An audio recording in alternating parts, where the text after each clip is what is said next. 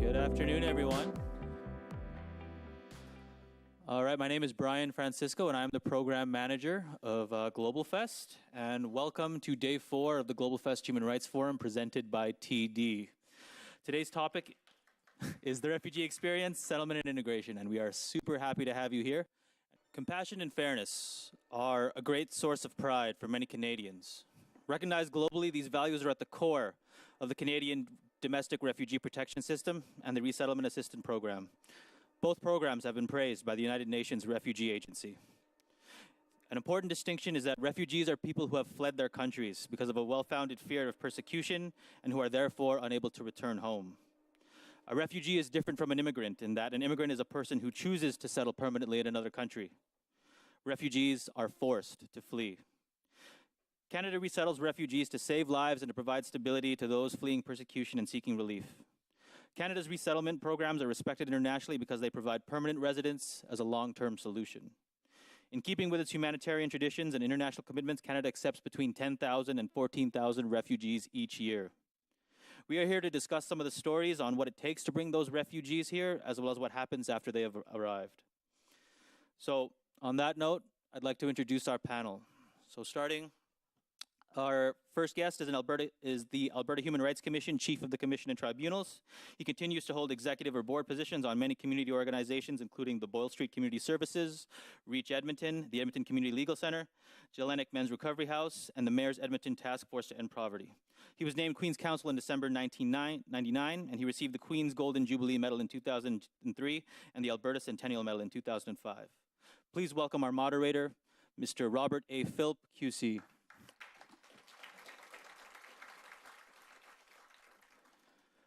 Our next guest works at Cargill Meat Solutions, and she is the Senior HR Generalist. She used to work with the United Nations World Food Program and was in charge of the monitoring team. She runs the Foreign Worker Program out of Cargill High River and is a Canadian immigration consultant. Please welcome Aileen Astudillo.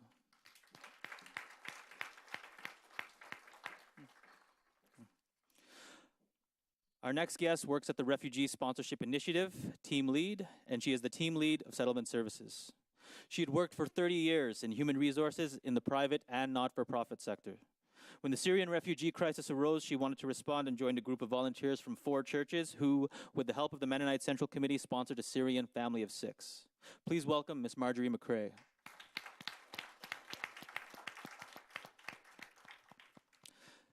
Next up, we have a member of the Legislative Assembly of Alberta who represents the constituency of Calgary Cross. He has served as the chair of the Standing Committee on Alberta's Economic Future and as a member of the selected Special Ethics and Accountability Committee and the Standing Committee of the Alberta Heritage Savings Trust Fund. He's the Alberta Minister of Culture and Tourism. Please welcome the Honorable Ricardo Miranda.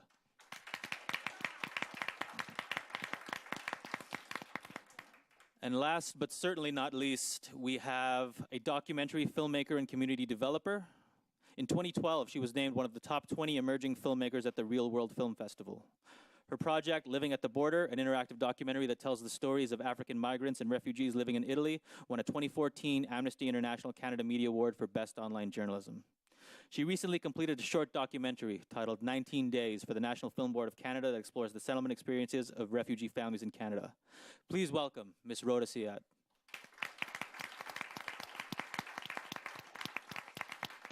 So we'll begin our panel discussion with some opening statements from our panelists and our moderator, and then we will open it up to the floor for a Q&A session, which is always live and always fun. So without any further ado, please take it away, guys. Thank you very much, Brian.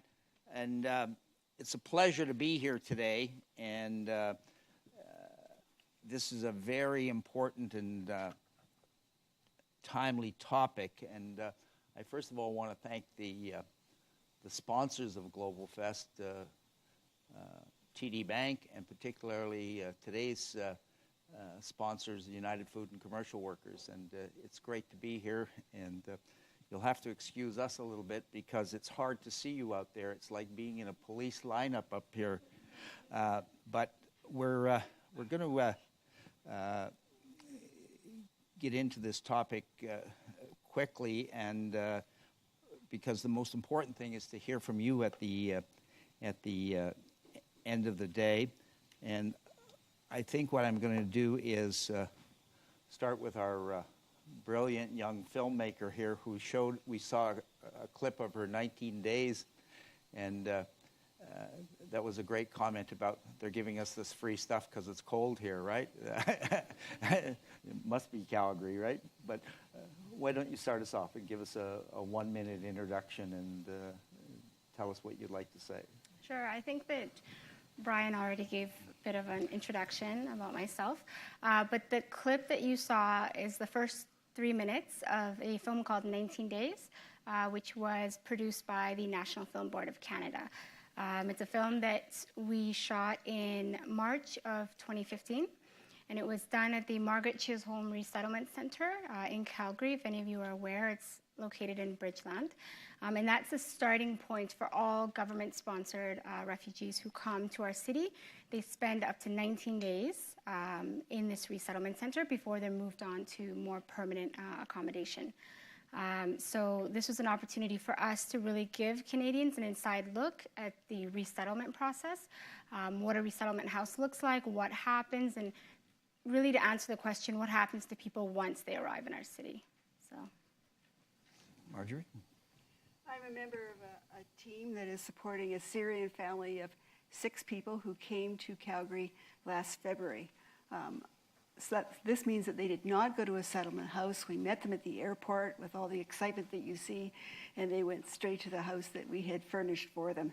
We are a private sponsor, so different from government-assisted refugees. And in terms of this approach to sponsorship is a best practice, and it's unique in the world. And the research at the federal government level has shown that if a family has a private sponsor, within the first year, over half of them will have jobs, by comparison with about 14% of those that are government assisted. So this support really makes a difference. Our family came from camps in Syria. They spoke no English, and unlike other families that have come, they did not really have a trade, so we predict that their settlement process will take longer. The experience so far has been challenging, terrific, amazing from the perspective of the relationships that have been built.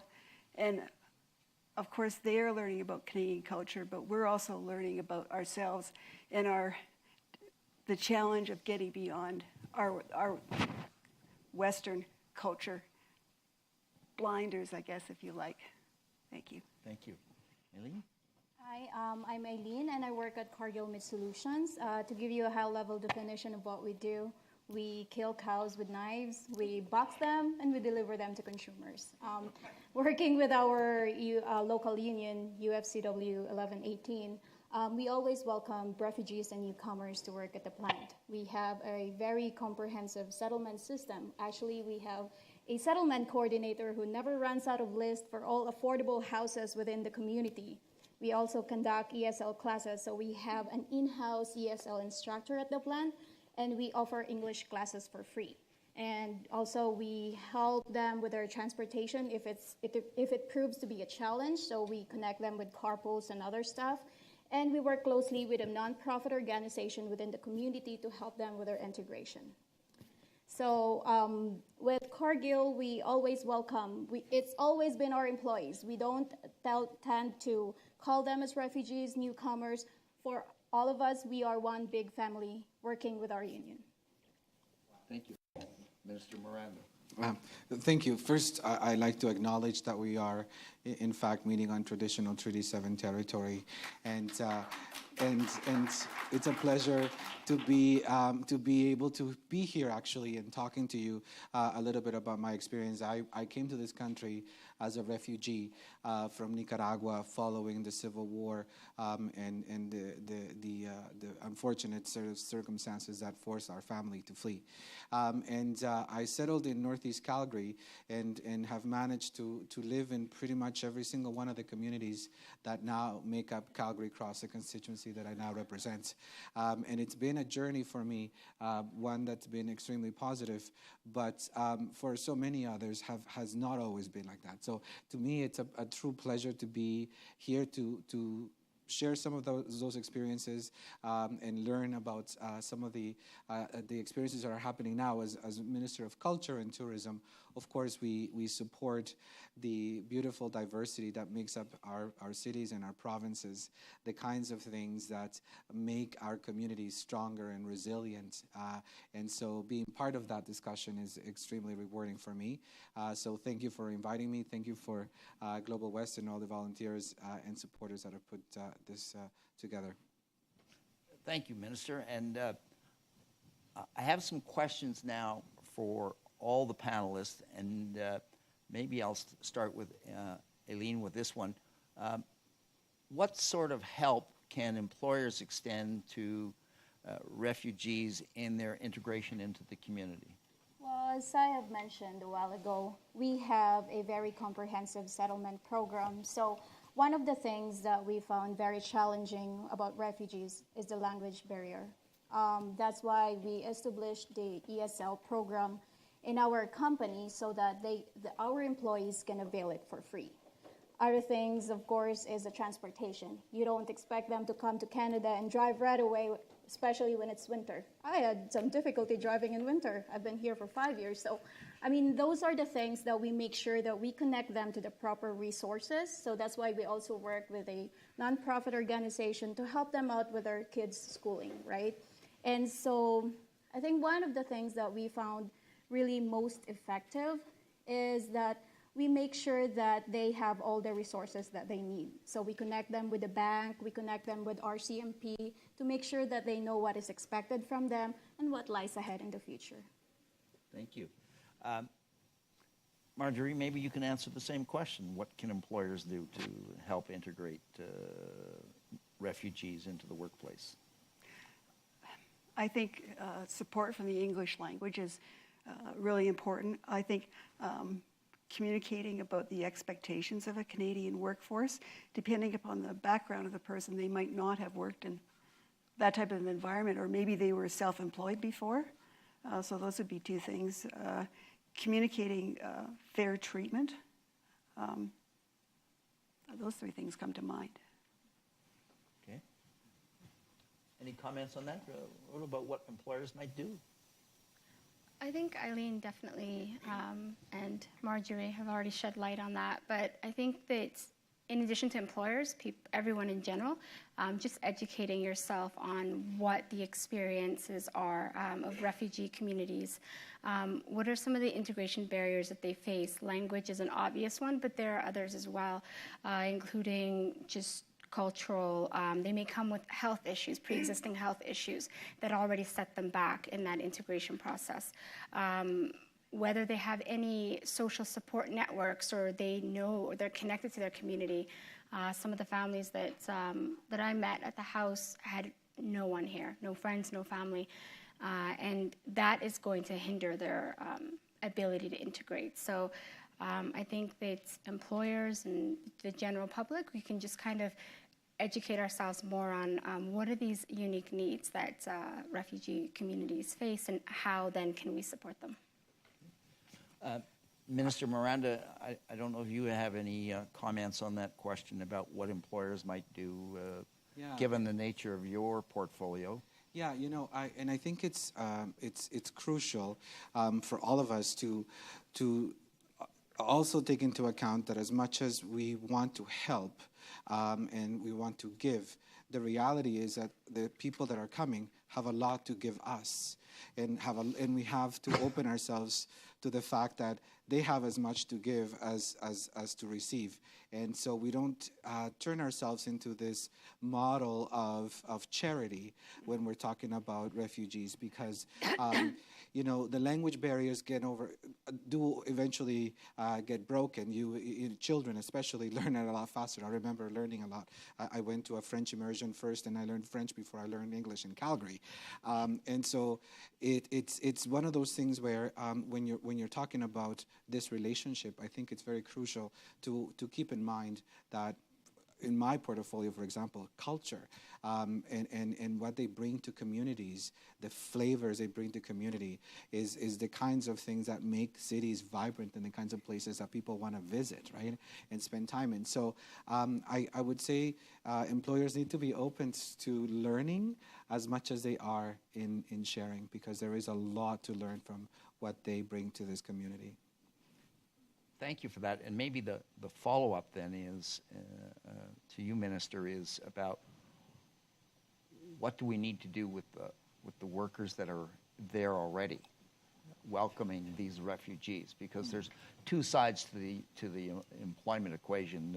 It's the employer, the employees, and maybe a third side, the co-workers. And what can we do for the co-workers? Because I think that it's no surprise right now there is an economic downturn in the province, an economic downturn in the country, around the world.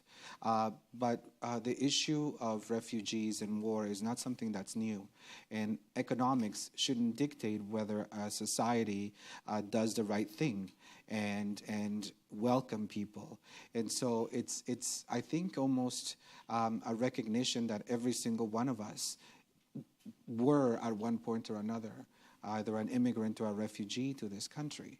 And so when we came here, I was at Fort Edmonton not too long ago, and I've heard some of the rhetoric out there, and it's troubling to say the least. But then I looked across and I see the oldest mosque in the country is in Fort Edmonton. So this community has been here for a very long time. These are not people that just recently came, And so when we're talking about a relationship to one another, it's a recognition that all of us from every corner of the world have been here for a long time. So I think when it comes to dealing with that, it's a recognition of each other at that human level first, and everything else seems a lot easier to me to deal with, because whatever issues there may be, we just work on them and figure out a way to do it in a way that's supportive of one another.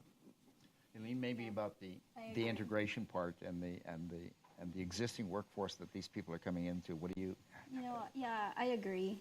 The last time I counted, we have 52 dialects in the plant, so that's a very highly diversified organization.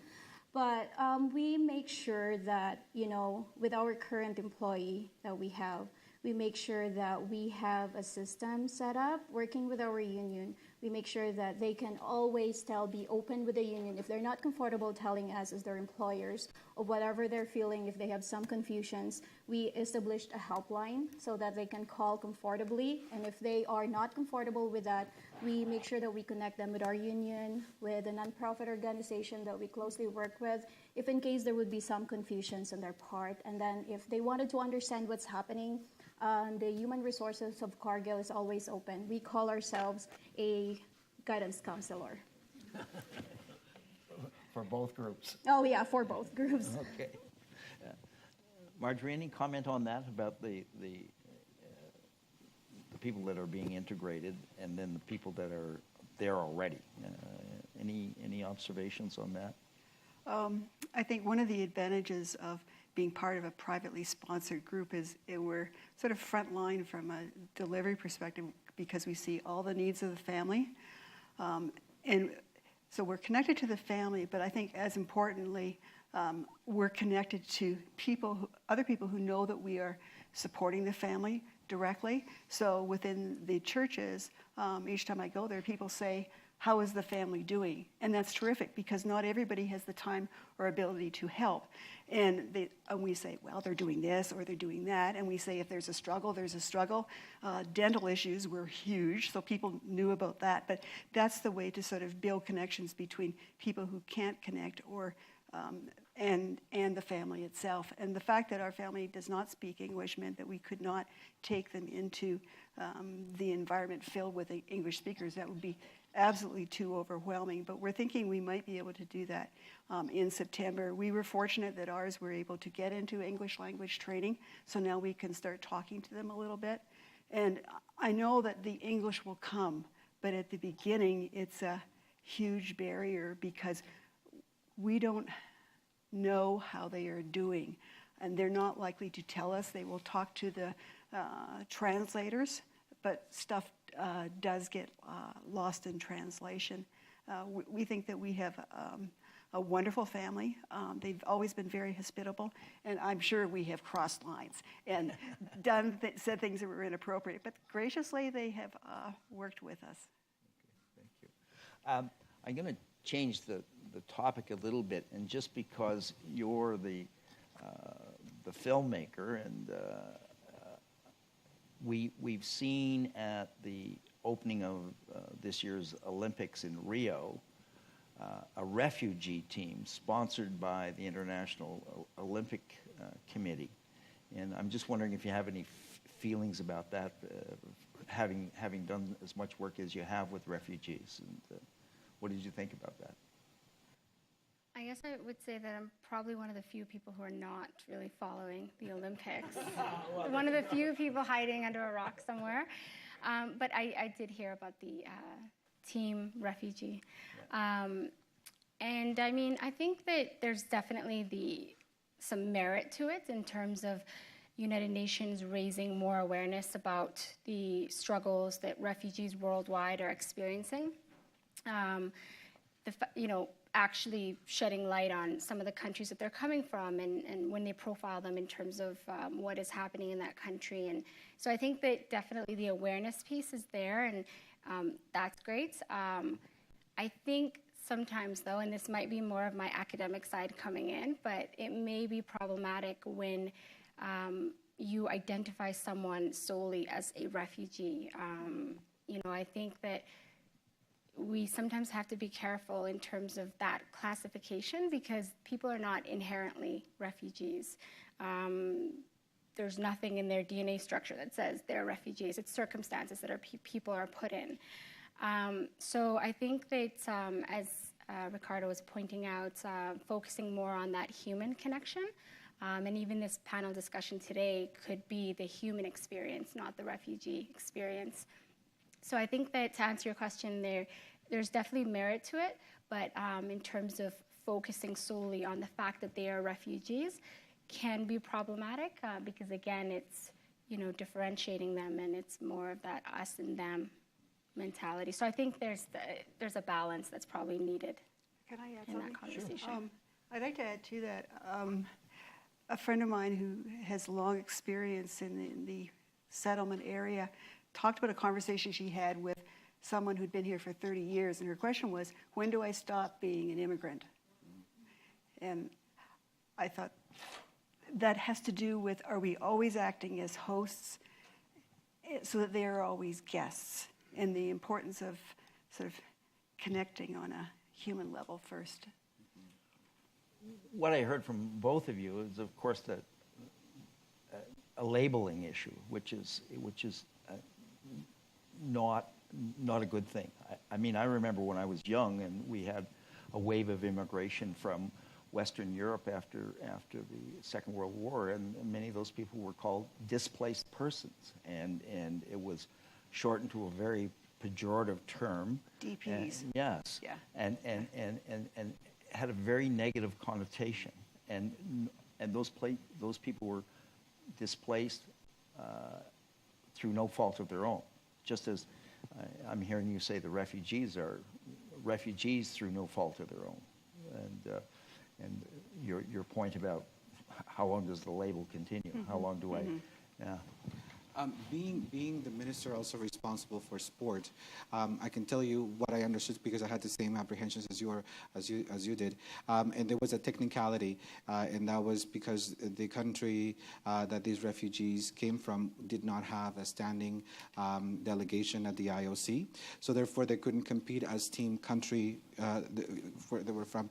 But by allowing them to do that, they were able to actually still compete, because some of them, I saw some of the stories, and one of them, and I cannot remember the young woman's name at this point, but she was telling the story of still practicing swimming at the community center while there were still bombs being dropped, and her being able to see the ceiling being torn off, and actually having taken the challenge and the feat of actually tugging the life raft in which a lot of people were in to safety, and swim in her prowess as a swimmer saved lives. So allowing her to compete, permitting them to compete under that banner, IOC banner, allowed her to compete at the Olympic level. So, but yeah, absolutely, I do think that it is problematic when we start putting those labels, because we lose that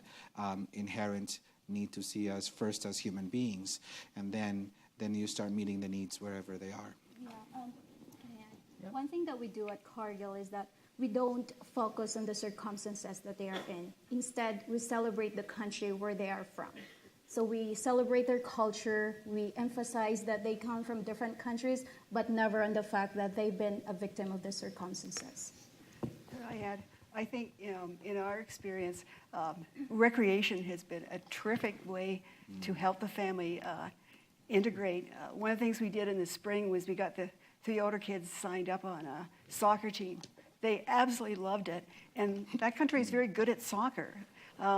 And what was neat about it was they were playing on teams that were English speaking. They generally understood the directions, but also it was something that the parents could attend. So I thought it was a very authentic Canadian experience, because they were out there cheering for the kids, and there's a whole bunch of other Canadians all volunteering, and it was just something that the kids loved and could feel successful at, which is really important at the beginning. We just wanted the soccer program to go all year, all summer long. Well, do it. Well, yeah, we are doing other things. Yeah. Well, we did. They also went to camps and to swimming, and it was great to have the city program of fair entry, because we were able to get them into programs at a much cheaper cost. Minister, you mentioned the economic challenges of all levels of government, I think it's fair to say. What's the responsibility of the provincial government as it comes to the question of resettlement of refugees, and what hand do you have in that as a government? I think that it's dangerous to start parceling off responsibilities, because then you start trying to silo responsibilities, and quite frankly, it is a community responsibility of every single level of government, together with industry, together with the community organizations, municipalities, to come together and actually recognize that there are needs that can be met by different levels of government. Certainly when it comes to health, education, those kinds of things, the areas in which the provincial government has jurisdiction on, of course, those are the kinds of things that we as a government are looking at, and so when we're talking about the perfect example being recreation, and the city permitting those kinds of programs to go forward, I think we have to take a look at as a holistic, and rather than parceling off and saying this is your responsibility, this is just, every single one of us takes ownership of the fact that we are responsible for each other.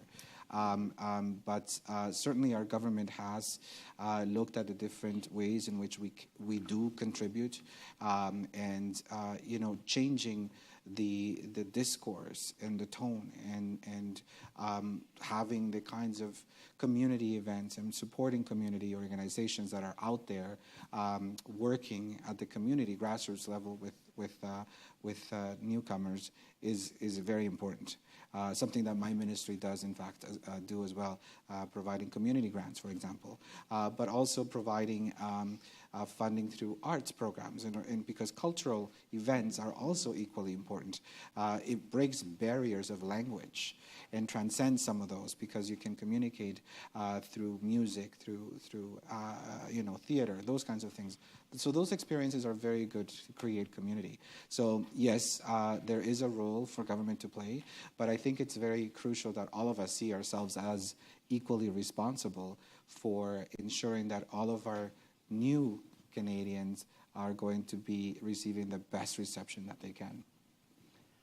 I can tell you that in the human rights legislation in Alberta, Section 16 talks about the functions of the Commission, and this is language straight from the UN Declaration of Human Rights from 1948.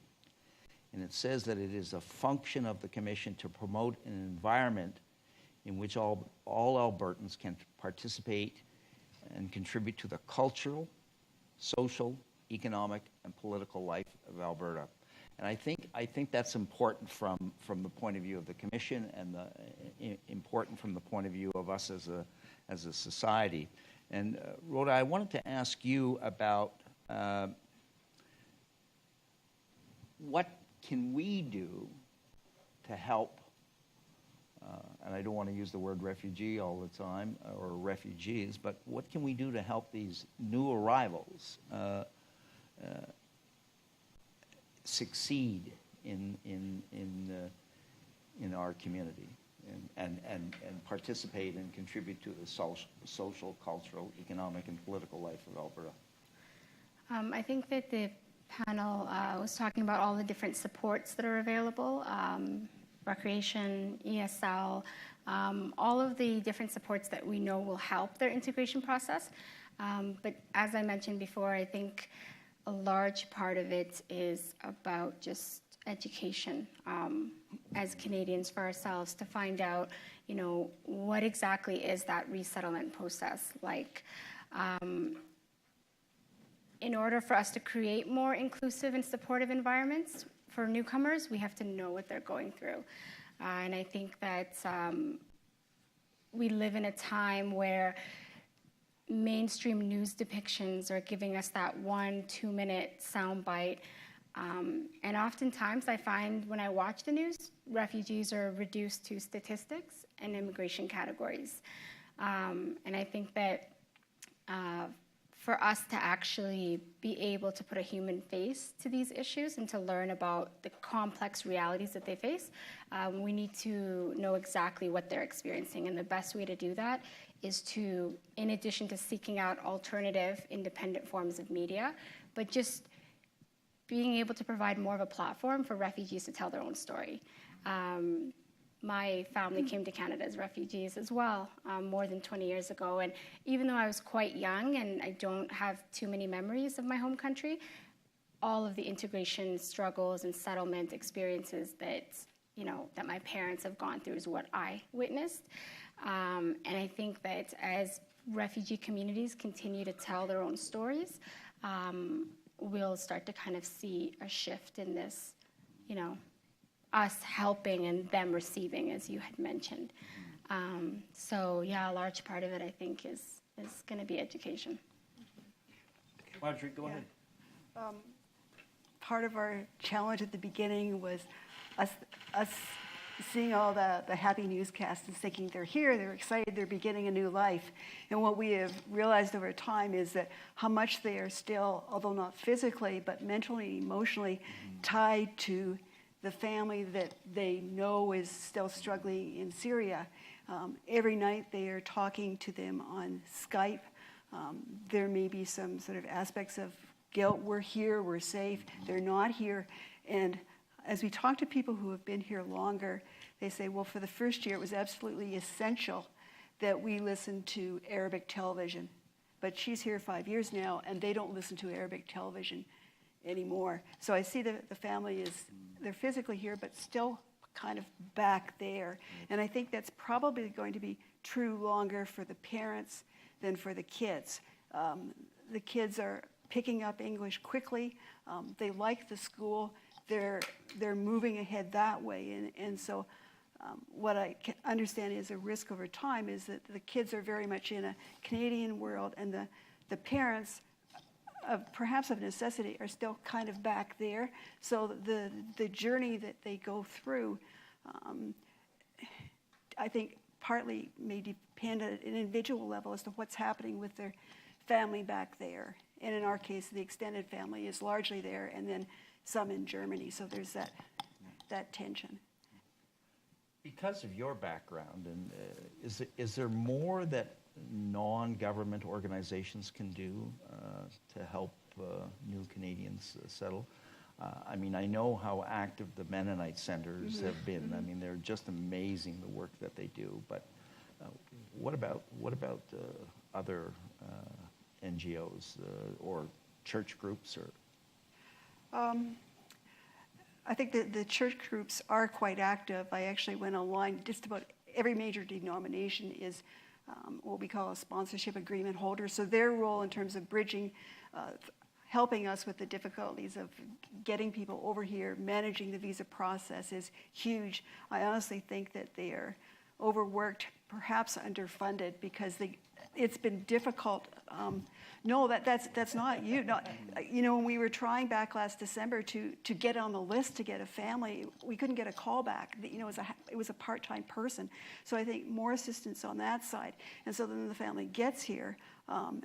But that's just sort of the start of things. Raising the money, getting the furnishings was the easy part. I remember talking to somebody saying, well, it's done. And I thought, oh no, this is not done. And I wonder if the groups that are coming in now, because they lack English, because they do not have the perhaps transferable skills, it's going to take longer. And what I would like to see is more evaluation of the programs that have succeeded, that are happening like right now, and involvement of talking to refugees who are here now. The conferences, this sounds critical, but the conferences tend to involve government talking to government. I would like to see refugees there, and I would like to see sponsoring groups like ours. So I think our sponsoring group needs to talk to others and find out, okay, it's 6 months out, it's getting more challenging. Yes, it's important to get them set up at a bank, but we sort of know how to do that. What happens now is the cultural piece, it's the networking piece, it's the job piece that we know. I had a note from March. The father is worried about what happens at the 13th month. Well, right now the policy is that after one year we can't financially support them anymore. I don't think it's realistic for a family that has no English and not transferable skills to be supporting themselves. In talking to other churches who took refugees basically from, who are middle-class refugees, who are professionals, they're getting launched. I think they'll be fine after 1 year. But at the 13th month, I think it's going to be a problem, and that's sort of another stressor. I think if I can just add to what you were saying, for government-sponsored and privately sponsored refugees, the sponsorship agreement is 1 year. And we found much of the same at the resettlement house in terms of the families have this 19-day timeline where they have to learn about housing, the healthcare system, what are important documents that they need. So they go through this orientation for 19 days, and you have these families who have left people back home, and they're still searching. They've lost family members, and they're searching for them. And then there's another family from Syria with a child who requires daily visits to the children's hospital. So you can imagine trying to integrate and trying to learn about the things that you need to know in order to succeed in Canada when you still have all of these personal struggles. So that 1 year kind of integration period it's a difficult time, and that's the most crucial period in terms of them being able to retain enough information and knowledge about what it would take to be part of Canadian society. Would it be fair to say that your position is 1 year is not enough? Well, it's risky generalizing, but it would be nice if there was an opportunity to sort of reapply and the case could be looked at in its particular circumstances, because the middle class folks are adjusting well. Others, there might be a health situation. It's just going to take longer. And the idea that we've gone through this whole year and we've kind of built them up and then it's at least financially cut off is, I think, unrealistic. It's hard in their circumstances. I mean, we will continue to support them emotionally and socially and with networking, but the financial piece looms large, and these people are used to being independent, and having to accept help continuously is demeaning. I was going to say one of the experiences I had was I had to move my constituency office, and I realized soon after that a Syrian family had moved literally a block from where my new office was. So I contacted one of the organizations in the Northeast that does wonderful work with them, and I had a chance to go and visit with them, right? And actually, and the conversation that I had with this family, there was some issues with hearing impairment, and so there were challenges there. But the conversation I was having with the mother was, like in your position, my mother was in that position, and I grew up in this community like you are now. Your family's going to be growing up in this community, and many years later, here I am representing this community. So there is a place for us here in this fabric. Now, the thing about these year and these timelines and all these different discussions, the reality is government isn't able to fulfill every need, even for every everyday Canadian, right? When we're talking about people who have even greater need that are being compounded by the reasons they're having to leave their homes, those we have to actually realize that at some level the community also has as a responsibility as well. And one of the beautiful stories that I heard from my community, one of my own constituents, posted on Facebook the fact that I don't know if it was the same family, but the young mother and her child had to go to the hospital, and the child had to go to the children's hospital, and she was and so he spent other time, and I cannot remember if it was with the father or the mother, but either way, he had Google Translate on his phone, and he was communicating with the father. But this is somebody in the community that he had heard this was happening, and he had no idea who they were. And he stepped up, and he went and did something as a member of our community. And I have never been more proud of representing when I hear those kinds of stories, because it does reveal there are people out there who are willing to do this thing, and it's just a matter of engaging the community and activating the community. And because of that, it actually allows greater integration, because it's no longer now a requirement, it's no longer a regulation or a legislation. Now it's coming from a community that is welcoming its doors. And I think we need to start thinking about how do we engage that side of the discussion, and realizing that government is unable to meet everyday needs for everyday citizens. Period. Because there are limitations on what governments can do, but there is no limitation of what a community as a whole can do for each other. And when we look at each other at that level, at the human level, in what everybody brings to the table, it changes dynamics completely. Thank you. Aileen, much of Cargill's operations are in smaller communities, like High River and Is there a different experience in the smaller community compared to what the minister was just telling us about Calgary Cross and the larger Calgary community, and what we've heard from Marjorie? Yeah, for sure. So one of the things that we do whenever we welcome new Canadians is that not only that we give them orientation about the workplace, but we also give them the orientation of what the community is all about. Because then some people who, shall we say, who came from Syria wouldn't be so much comfortable if the composition of the community would be like from other countries, like, because I would think that they would feel comfortable if they would be within the people who speak the same language, who have the same culture, and all those things. So, well, basically, Cargill helped them with the integration. We make sure that we connect them with the resources that we have in the community. I think that's what we do. Thank you. I have to confess something, and it's this, that with a group of friends of mine in Edmonton, we are connected to a Syrian family and doing sponsorship, and they're and it's an amazing, amazing family. And we had the opportunity earlier this spring, during spring break, to buy bicycles for the children. And pardon me? Yeah, it was good. And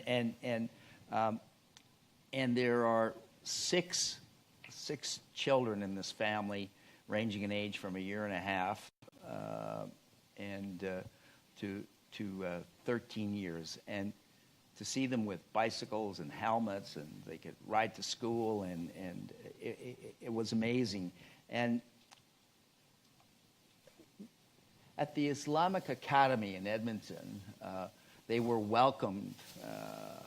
The family was welcomed by the Muslim community in Edmonton, and a young lady in that family, 13 years old, spoke to a group of 400 people in the Islamic Academy.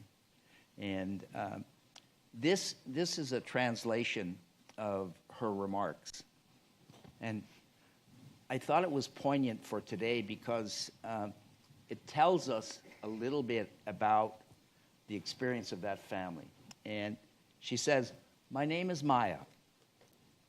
I'm from your country and mine, the land of determination, bounties, kind people, and the land of our Lord, the land that is being stolen from you and I.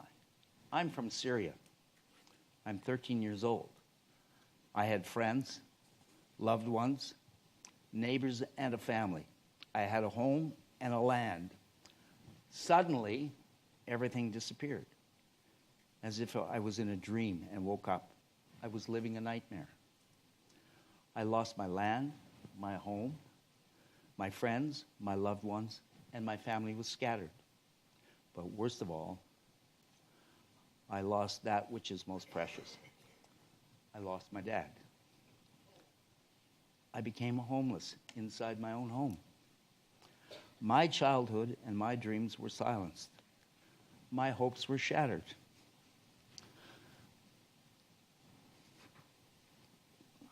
It's hard stuff to read.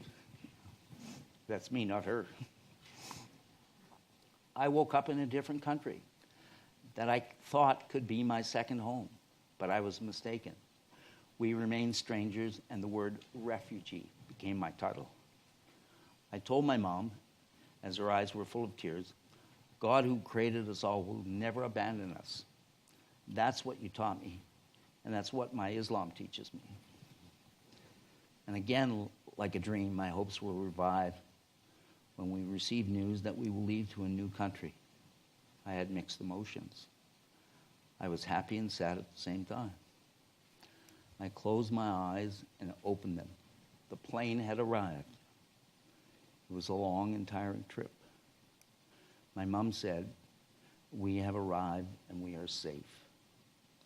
I was scared. Will this new place be good for me? Will the people like me and be nice to me? The smiles on the faces that greeted us relieved me. I saw nothing but love and compassion in the way they greeted us. It felt like home. I was amongst my family. Welcome to Edmonton. These were the words written on the signs that people were holding. By the will of Allah and your compassion, you gave me new hope, a new childhood, and a new life. My future looks bright. I now have a warm home, a safe yard, and a loving community. I feel human again. I'm going to school now. I'm an 8th grader at the Edmonton Islamic Academy. I have new friends, and I'm rebuilding my dreams. My biggest dream is to be the ambassador of peace and prevent other children from experiencing what I and thousands of other children went through. I will be back to Syria and rebuild it stone by stone. I know you are smiling. Rest easy, Dad. I know you are smiling down on us. I will make you proud. 13 years old.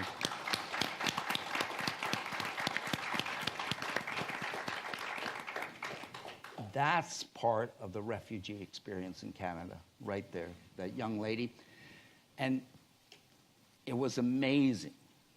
It was amazing. There were 400 people in that auditorium, and there was not a dry eye in the place. And, you know, I had occasion last fall to speak at a conference in Saskatoon, and this is a poster that community uses. It says, "Refugees are welcome," and it's amazing. I love it. I love it. And you can take those to High River if you want. I think, Brian, is it time to open it up to the floor for Q&A? Sure. We'll do that. It's 10 after, I think, or almost.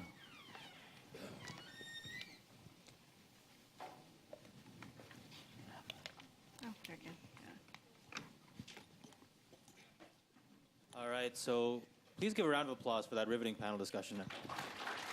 Thank you so much to our guests. That's a powerful story. Okay. So as Robert indicated, we'd like to open the floor up now to Q&A. And we have one mic here today, since we have so many panelists on the stage, and it's just right here at the stage.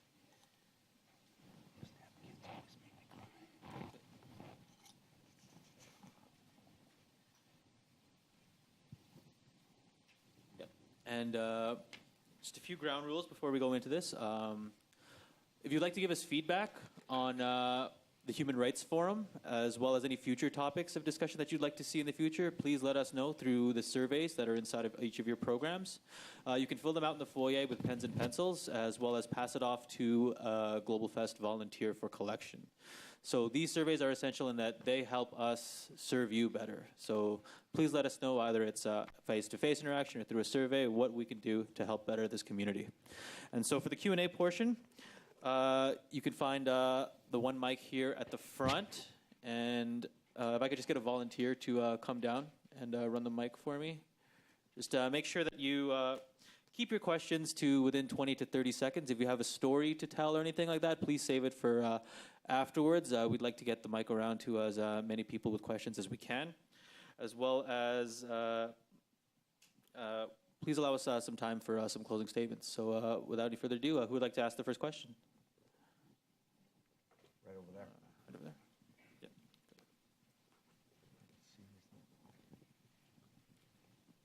Mine is not a question.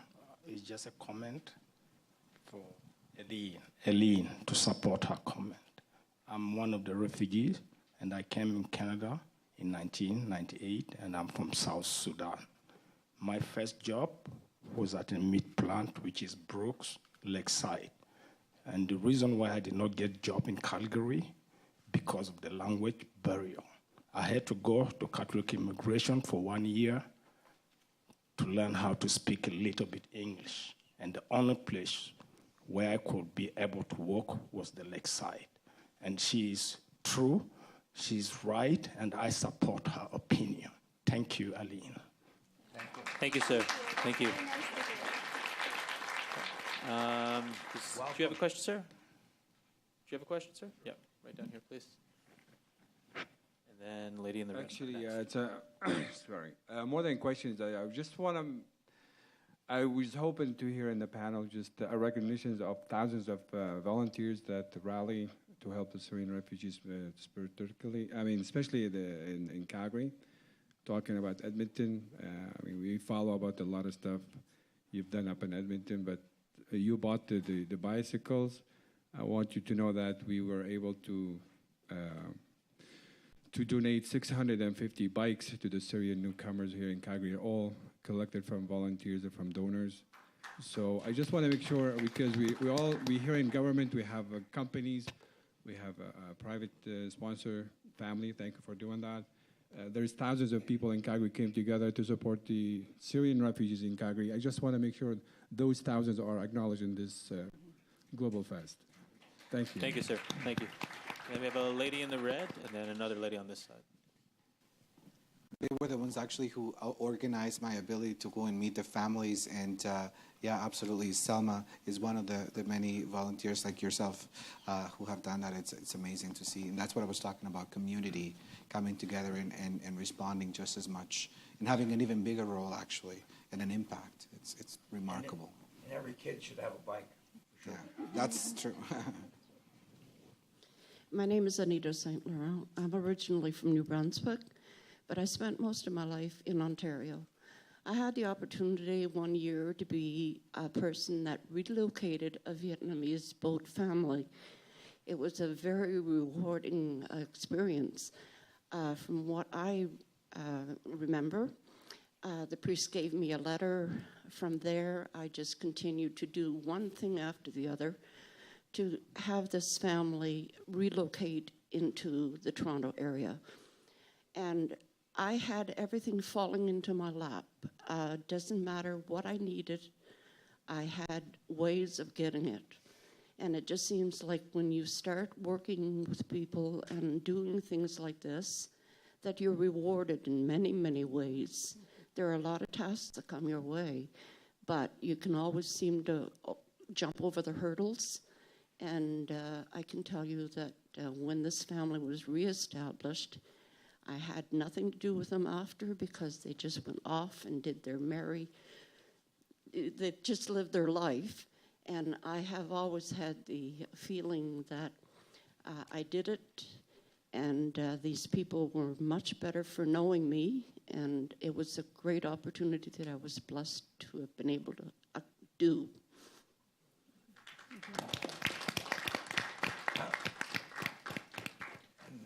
Thank you for that contribution to those refugees from Vietnam. Thank you for that. Thank you. I have this lady was next.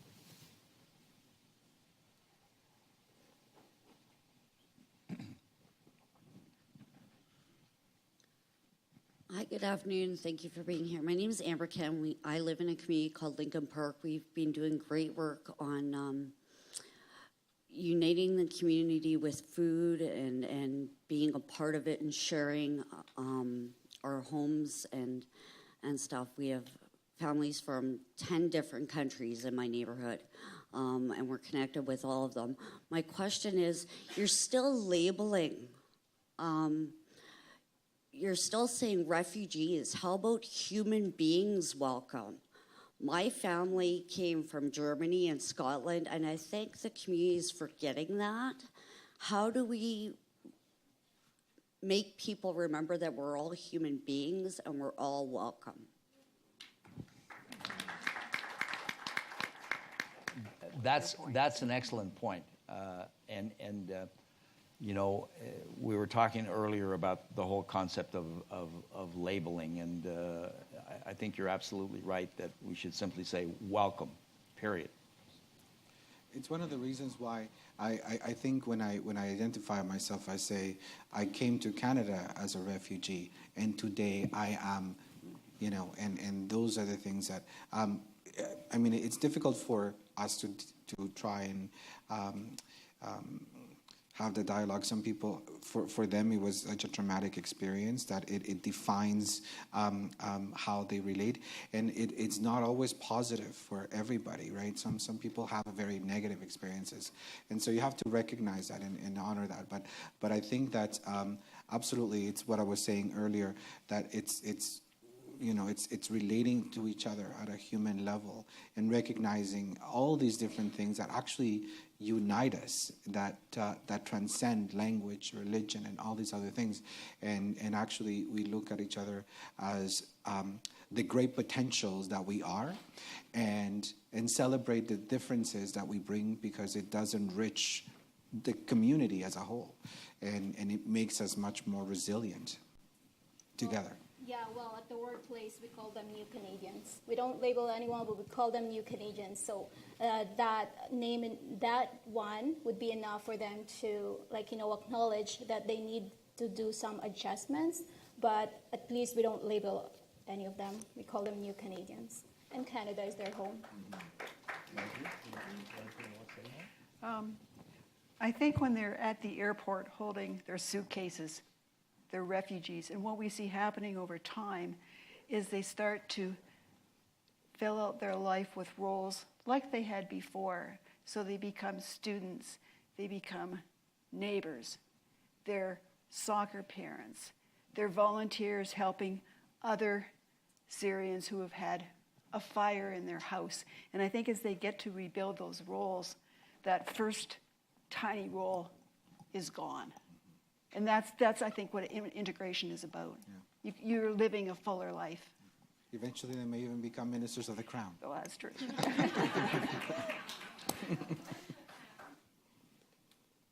we had some questions in the middle from a bunch of different people.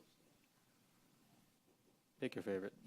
Like, I came to Canada a long time ago when I was a child, and I remember how, because I was 10, the English just came. But as my parents, they always stayed with the people, their friends were always the people from their own country, from the country that we left. And I was always, as a child, even as a young person, a little embarrassed by my parents because they remained, well, they were Dutch, and I was a Canadian. And I was wondering how a lot of the new children that are coming to Canada feel because their parents are kind of staying with their own communities instead of becoming Canadians. Because I know how I felt. I just wanted to be just like everybody else in the classroom, and yet my parents were different. So I had the same feeling as you, and I am so glad that my grandparents remained a part of my life because and held me and taught me their culture, their heritage. Because today, as Minister of Culture, I appreciate the value that it has for us as a society and how rich we are as a province because of it. It is a struggle. I mean, I had it personally too when you're trying to be one of everybody else in the school, while at the same time you're showing up with gallo pinto instead of, your peanut butter sandwiches, and everybody's looking at you all weird, and it's refried beans with, and it's the kind of thing that happens, right? But I now looking back, the fact that I have that. And the ability to still speak Spanish and French and all these other languages that I picked up, it allowed me to communicate with the people that I come across in my work at a different level, right? And so I think that, it is difficult, but at the end, it allows us to hold on to that which is making us so unique, which makes our communities that much stronger and that much better to live in. And it is a struggle, there's no question, but one that I think every family negotiates a little differently. Mm-hmm. I had a very similar experience. I came very young, but I think growing up in I don't want to say refugee household, but seeing my parents go through that integration struggle, trying to learn the language, not being able to do jobs that they did back home, I think that sticks with you as a first or second generation immigrant youth. And a lot of the opportunities that I've had personally and professionally in my life have been the direct result of sacrifices that my parents have made. And I think that's much the same for any first, second generation immigrant youth. Yeah, so I appreciate them for that. Yeah, if I may add, we came to Canada 5 years ago, so basically my family is a newbie. I remember one time when it was my daughter's first day of school, and of course, coming from the Philippines, I made sure that she would have rice, and then she came home crying. She was like, "Mama, everyone's staring at me. They said that I should not eat it as my snack. It's supposed to be dinner, and I should not bring rice because they're pointing and laughing at me." And I feel so bad for my kid, right? So I made sure that, and it was really a struggle for me, trying to understand the kind of food that Canadians have, trying to make sure that I would speak the language so I can teach my kid. And it really broke my heart that day, but I struggled. And I won. Sort of. Chicharron, yeah. Yeah, trying to make her understand that this is a new place now. It's very hard. There's a question there. Okay. One thing that concerns me a little bit is I find with our immigrant families that we receive, are we creating ghettos? Are they being placed all in the same areas of the city? I can tell you that the Edmonton experience is no, and it may differ with government sponsorship. I'm more familiar with individual sponsorship, but I'm not seeing that happening. And I know, for example, that we, a couple of months ago, I guess in April, we brought about 200 of the new Syrian Canadians together for a fundraiser, FUN, and they were from all parts of the city. And so I don't think that that's happening. And Marjorie, maybe you have an observation on that.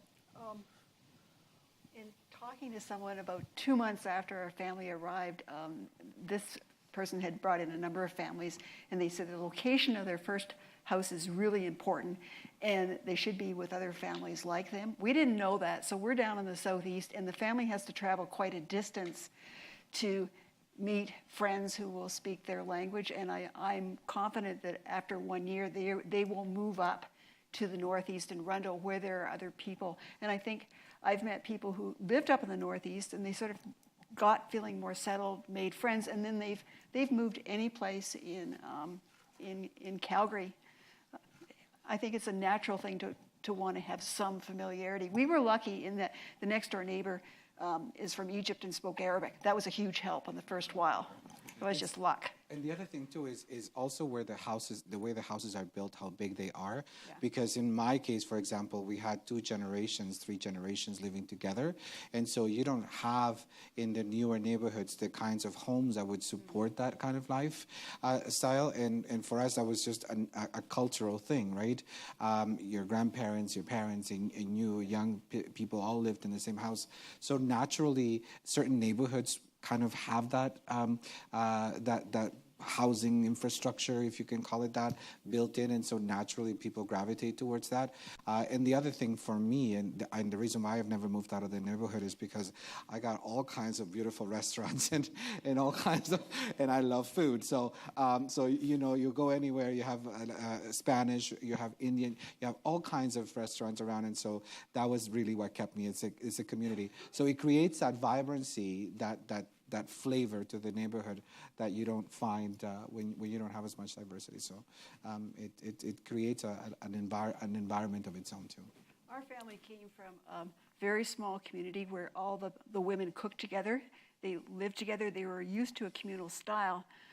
It was very busy the first day they arrived, the second day, and then coming from the west, we thought, okay, they need a break. They need to rest and kind of regroup. So we left them alone for 2 days. That was a big mistake. We heard about it for months afterwards because they are used to being around a lot of people, not the more sort of isolated, if I'm going to come over and visit you, I will call first, make sure you're going to be there. They're used to people showing up. I think we have time for one last question, then we'll open the floor to some closing statements from our panel and moderator. Thank you so much for putting this together. I really appreciated hearing every single person speak. Thank you for that. I was really grateful that you acknowledged Treaty 7. I'll also acknowledge that we're on Métis Region number 3. I'm a big believer that we should always have an Indigenous voice at every single conversation. And many people may think, well, why would we have an Indigenous voice at a refugee conversation? And the reason why is because we actually deal with a lot of the same issues of trying to integrate into Calgary and such. So when we talked about, you know, wanting to fit in, there are a lot of parents that come from the res and, you know, want our children to continue with their culture, but the kids get there and they feel like, I don't want to. I want to cut my hair. The kids make fun of me. I want them to be proud of their braids. I want them to keep their braids. But I think that is actually a similar Canadian issue that we have nationally, where do we really allow people to be very proud of their culture if somebody's coming home crying for having rice, or for a little boy for having his braids? And maybe we need to really have that discussion of things to move forward when we talk about integration and allowing us to celebrate our cultures and allowing our kids to feel like, hey, I'm proud to be Syrian, I'm proud to be Métis, I'm proud to be Dene, I'm proud to be whoever I am. And maybe that should be the next conversation of how do we make everybody feel like this is their home and yet still retain their culture. Thank you so much for that. Yesterday, I had the opportunity. Yesterday, I was in Edmonton, and I had the opportunity to go and spend time at Boyle Street, an organization that deals with homelessness in the city of Edmonton. And predominantly, a lot of Indigenous people make use of that, and it was very much what you're saying, that sometimes the transition from a reserve to an urban center can be just as traumatic, and some of these things that we haven't as a society dealt with. And one of the conversations we were having, which actually touched me very deeply, and I was deeply disturbed even by it, I would say, is that the experience that this young Indigenous woman was telling me, that in her family, I believe they were identifying themselves as Latino because they would face less discrimination and actually had better prospects of jobs rather than being Indigenous. And that is a reality. And so for that experience, so absolutely, and that left a deep impact on me, and thank you because it does frame the work that we as government still need to do. When we're talking about truth and reconciliation, every single one of us ministers have been given a mandate how we, in our work, are fulfilling those, and so I'm doing things. Every minister is doing that. But in that, I had the privilege as well yesterday to meet with the president of the Métis Nation of Alberta, because we are working on repatriating sacred ceremonial objects currently held in museums that don't belong there, belong with the people. We belong with the Indigenous people of this province. So that dialogue, but absolutely, it's part part and parcel with truth and reconciliation is a discussion of how all of us, and I mean every single one of us in this province, needs to come to the table and talk about these very complex issues, because we have not provided for that up until now, and it's a necessity. Okay. And with that, your point about the education piece, because in the TRC calls to action, one of the things that they've asked departments of education to look at is to teach the treaty experience, right? Because, and in Saskatchewan, for example, they've had for a long time a program K-12 called We Are All Treaty, because there's two sides to the treaty, right? So what does that make the rest of us? It makes us treaty. And, you know, but for our Indigenous brothers and sisters, we're all from somewhere else. And so your points are well taken. And it's, I think, probably the great cultural equalizer for all of us in this country is hockey. And so and you should see our Syrian family watch hockey. Whoa, they're into it already, and they know that Calgary's not the good guys. Couldn't help it, Minister. And on that small note of divisiveness, I'm going to pass it over to our panel and our moderator for some closing statements or parting shots of you, Robert, I guess. Go ahead, Minister. You know, I think we've said a lot in here. I just want to once again reiterate the importance of seeing each other at the community level as the human beings that we are.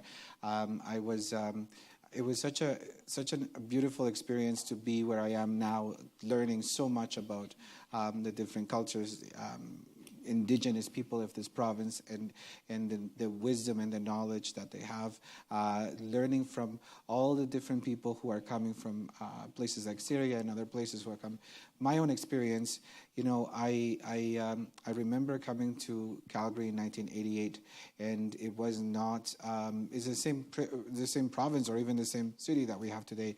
Things were very different then, and so I can tell you that we had many difficulties, but this has, and I flew as a flight attendant for 15 years. So I had the opportunity to go all over the world and actually spend a lot of time visiting some really interesting places. And it struck me every time I came back, the place where it felt home for me, the place where I felt safe for me was Northeast Calgary. The place where my family was, the place where it was home, it became home. And there's nothing that can replace that feeling sometimes, you know. And I came very young, and I do have some memories of my homeland, but they were very traumatic. They were not very pleasant ones. And since then, I've gone back and, you know, and had new experiences. But at the end of the day, this is the place where when I come home, this is where I feel the most safe and the most welcomed. And so it's such a telling story about who we are as a province, who we are as a people, that we can make those experiences happen for people fleeing that. But it doesn't happen for everybody, unfortunately. It hasn't happened for everybody, unfortunately. So we still have a lot of work to do. And so I would simply close by saying that this is a wonderful start having all of you here. Thank you for the opportunity. Thank you for all the volunteers who put it together and the sponsors who do the work every year, because it is an important place to start this dialogue, one that needs to continue, that needs to take new dimensions, as you mentioned, and bringing new voices to the table so that we have a better understanding of each other. But at the end of the day, we are this humanity that ties us all together that we get to celebrate. So thank you for the opportunity.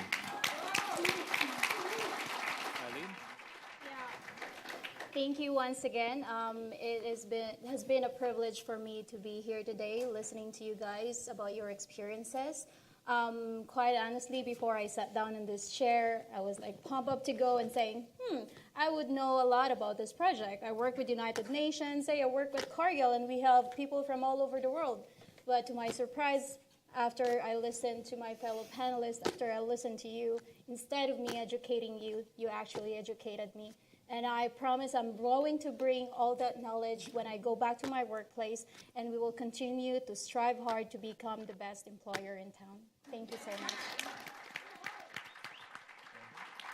Yeah. I have a poem I would like to read, and it's translated by a woman named Gada Altrash, who will be one of the speakers at the forum tomorrow. And she's a founder of the Syrian Women's Club of Calgary. The poem was written by a Palestinian poet named Mahmoud Darwish. Its title is Think of Others. As you prepare your breakfast, think of others. Don't forget to feed the doves. And as you conduct your wars, think of others. Don't forget those who seek peace. And as you pay your water bill, think of others. Think of those who only have the clouds to drink from. And as you return home, to your own home, think of others. Don't forget the people in the tents. And as you sleep and count the planets, think of others, for some have no room to sleep. And as you liberate yourselves with metaphors, think of others, of those who have lost their right to speech. And as you think of the distant others, think of yourselves and say, I wish I were a candle in the darkness. And what I've heard from people today is we can be those candles. Excellent poem, excellent poem. I would just echo what everyone has said. That thank you to GlobalFest for this opportunity. I will make a little bit of a plug. The full film, which is 26 minutes long, is available on the nfb.ca website, so nfb.ca/19days.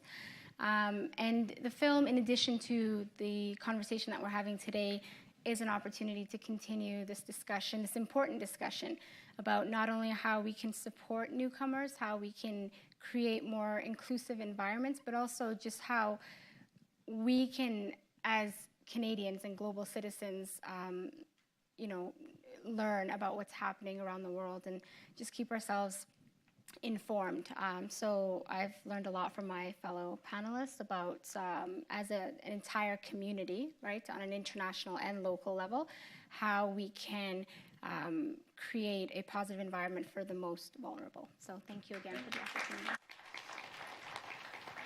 And I just want to close by again thanking our sponsors and particularly thanking our panelists. And I want to point out that there's really, for me, only two key words on that banner: human rights. That's what it's all about. Thank you. All right. So please give it up for your panel one last time. So that was Robert Philp, Eileen Astudillo, Marjorie McCrae, the Honorable Ricardo Miranda, and Roda Siad. Thank you very much.